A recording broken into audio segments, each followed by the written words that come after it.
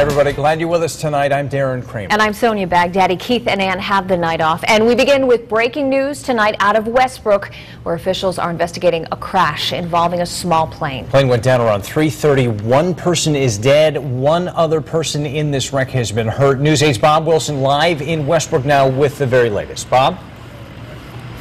And here's what we're talking about in this area of the woods. You can see how densely and thick the woods are, and that was half the problem. They had to bring in and find this plane crash. A lot of rescue crews, Deep River, one of the first ones on scene. They brought one ambulance in here to stage. They still have an ambulance here just to make sure that none of the rescuers were injured as they were going in and out of the woods. The plane came down, crashed upside down. The wings came off, and it looked like an accordion, according to one of the state police. It took them about an hour to get one of the people out. The other person, we were told, did not make it. And joining me is Brendan. You actually saw the plane circling over on your phone with a girlfriend when it went down. I did. I was at work, and I saw a military plane, what it looked like to me, circling about 15 times, really low, and it just looked out of place to me. So I went ahead and called my girlfriend and asked her to look up because I was working about 2 miles away from my house, which is right where the plane crashed, and she said at the time she didn't see the military plane, but she saw a white plane nosediving into the woods, and she thought it was going down.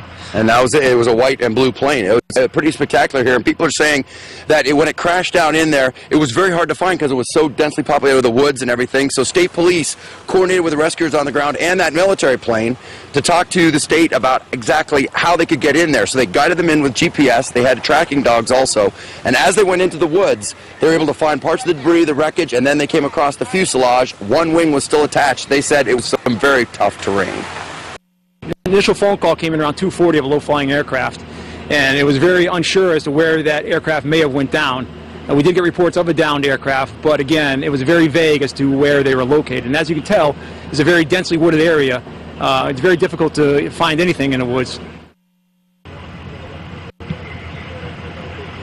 They say they're very fortunate that one person survived.